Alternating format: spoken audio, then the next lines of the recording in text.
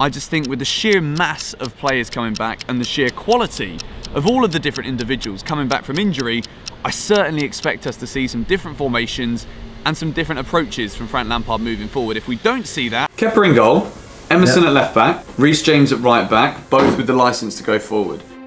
Alongside Emerson, in front of Rudiger, you've got Kante in like a diamond. Jorginho in front of the defence. Fill in if Rudiger needs to push forward, if Christensen needs to push forward. Jorginho fills back in as like a third centre-back. Ruben on the left of the central midfield diamond, so alongside Kante behind Mount, with two strikers, but we start and line it up like two strikers. And then Mason Mount and Hudson-Odoi interchange. Tammy Abraham, 4 goals in 4 games. Hudson-Odoi, one of the brightest English young talents there is. How do you get all of these players? And this team that I've put out here is an 11 that doesn't include Pulisic.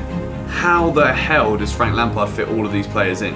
And even if you were to interchange Kovacic for Jorginho, which you arguably could, you could then bring Pulisic on for Hudson-Odoi as like a second striker, or for Mount. A lot of people wonder why I came to Amsterdam just for like just a week randomly in the middle of the football season. We've started now, we're into things. The reason I came to Amsterdam is so I could sit in places like this and pensively think about football, about Chelsea, about what could be, what might be, what probably won't be. Chelsea have had injuries. We've had a lot of injuries. It's looking as though we can see the light at the end of the tunnel despite a Kovacic Achilles inflammation, which isn't ideal. Hudson-Odoi is likely to be back soon. Reece James is likely to be back soon. Ruben maybe a little bit longer. We're talking about a full-strength Chelsea team within the next couple of months. And I came to Amsterdam as a calm, nice place to sit and think about what my best starting 11 would be for Chelsea. Because it's not easy. People are talking about Chelsea as a team that can't compete for the top 6 this season. When I look at the individuals that we've got in this team, there are some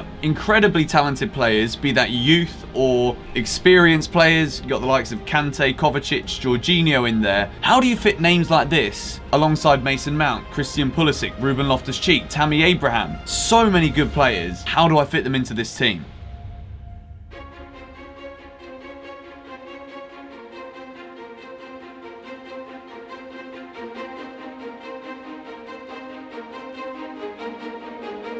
Just like some of the decisions in this video, this could be not one of my most sensible moves. It's been pouring with rain in Amsterdam over the past few days and I've pretty much sat in a puddle to make this video possible. Welcome back to another video. As you've been able to tell from the early stages of this one, it's not been an easy one to make. I've wanted to make this video since way back during pre-season, where I was still trying to get a bit more of an idea as to what Frank Lampard's setup was going to be.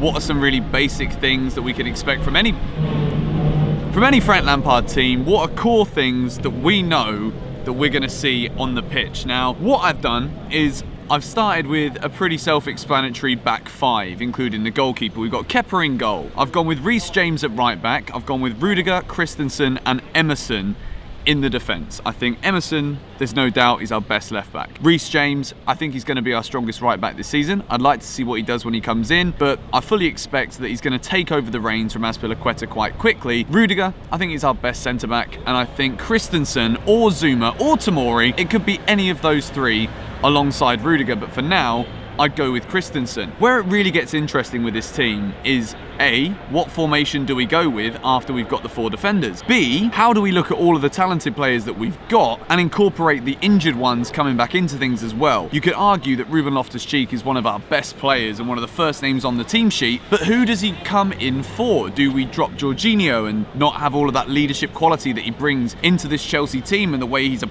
great passer and a deep line playmaker? Do we take Jorginho out to make way for Ruben, moving Kante back into that deep line playmaker, ball-winning midfielder kind of position, with Kovacic on the right of the midfield? You could literally go with absolutely anything. I'm going to do a complete separate video. I go over like 5 potential Chelsea lineups that we've not seen yet that we could see. If you want to see that, drop a like rating on the video. I don't often just randomly in the middle of videos plug hitting the like button, but if you do want to see that, then let me know. We can go over like little tactical things, we can go over different decisions and all that stuff. But the diary, again, it's not really a diary, it's more of like a journal / notebook, to be fair. What I've gone with is Jorginho in front of the defenders. I think playing in a diamond formation with 2 2 up top. And like I said, me sitting in a puddle was a crazy idea. A lot of you may look at this as a completely crazy idea, and I totally understand that. I think that it's very often in football that you have an opinion that is never going to be accepted by everyone. I've got my reasons for this, and we're going to go into it. Jorginho playing in that deep line playmaker position, with N'Golo Kante on the right side of a double midfield, with Ruben Loftus-Cheek in his favourite position,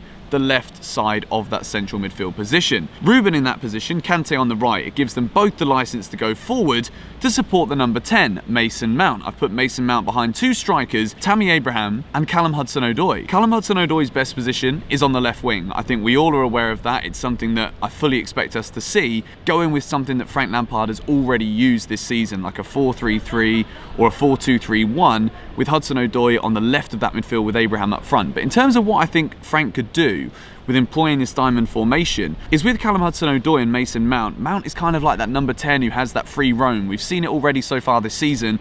When Pulisic is on the right and Mount's in the middle, everyone's kind of interchanging around one another. When Barkley's in the middle and when Mason Mount is on the left, he's always cutting inside, and it's the way he scored his goal. He came in from the left, cut in against Norwich, put it through the defender's legs and hit it into the top corner. It's something that with Mount in a number 10, with two players ahead of him, it gives him more of that freedom. And in terms of bringing the width to Chelsea's team, Hudson-Odoi can drop back in, seeing Tammy Abraham as a lone striker, and then N'Golo Kante's got the licence to go forward as well, with the presence of Ruben coming forward too. So obviously the main thing I wanted to do with this video, as you could see at the start, is I think it's very important for Lampard to understand the individual qualities that a lot of these players in this Chelsea squad have, alongside what he's trying to do as a manager. He's obviously not been a manager for long enough to be able to say, I've tried everything and that didn't work, that did work. With Frank Lampard's young naivety, some people would call it, as a manager, he's kind of got the time to be able to use a lot of these players in different formations that he's never used before, in order to find out what's best. And the reason I've done this with the 4-1-2-1-2, which is like the diamond formation, you can actually use it as a 4-3-3 in game. If things aren't working out and Chelsea need a bit more width, you can drop it to a 3 in midfield. You can have Kante, Jorginho and Loftus-Cheek playing in that flat midfield together,